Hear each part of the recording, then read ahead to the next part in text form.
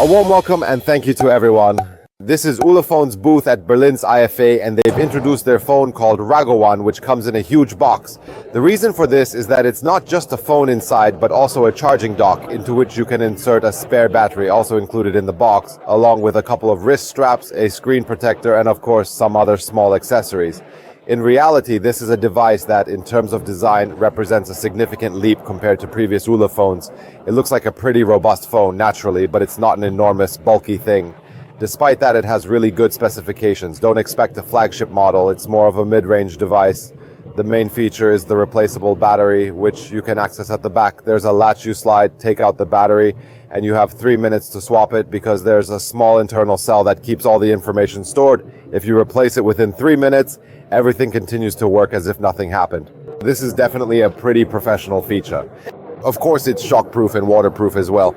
In terms of hardware, it has a MediaTek Dimensity 7025, which is a lower mid-range chipset. For example, this is the same chip found in the Redmi Note 14 5G, if I have to mention a relatively well-known example. Of course, we have 12 gigabytes of RAM, and it features a 6.67-inch 127Hz AMOLED display, which is still relatively rare among rugged phones. It comes in two versions. There's a standard version and a Pro version.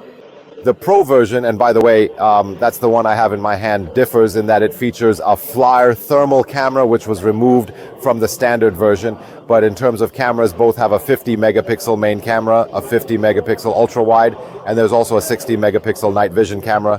So it works with infrared light, meaning you won't be able to see very far with it, but they included it nonetheless.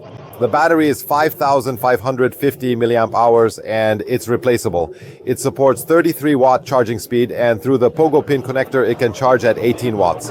So if you charge it with a cable, it's 33 watts, but if you place it in the charging dock that comes with it, then it will charge at 18 watts. It's also important to know that there's a dedicated flashlight on the front, which lets you see ahead, and overall, it's a relatively comfortable device to hold. But what we still don't know for sure is the pricing, because they didn't really want to reveal it here. But we kept pressing them until they finally let slip that the Pro version, the one with the thermal camera, will be somewhere between 500 and 600 euros. That means the version without the thermal camera will cost somewhat less.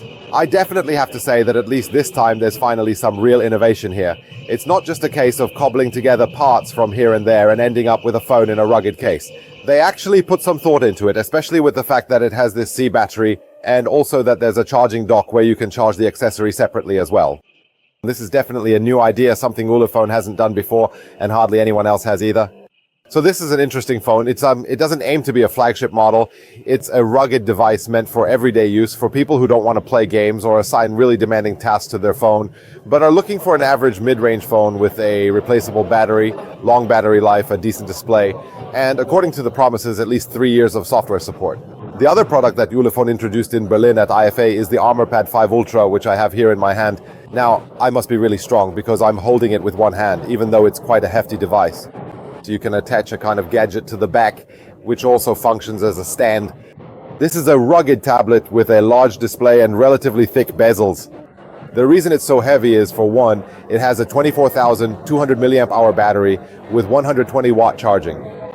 On the other hand, there's a projector on top, which in terms of resolution isn't different from the average. It's a 480p projector, but the brightness it has is 200 lumens, which means it's somewhat brighter than what's usually put in these devices, since the standard is typically around 100 to 120 lumens. Naturally, it's shockproof, waterproof, basically indestructible. According to the specs here, it says 24 gigabytes of RAM, but that's probably some kind of trick. Let's say 24 gigabytes and 512 gigabytes of internal storage.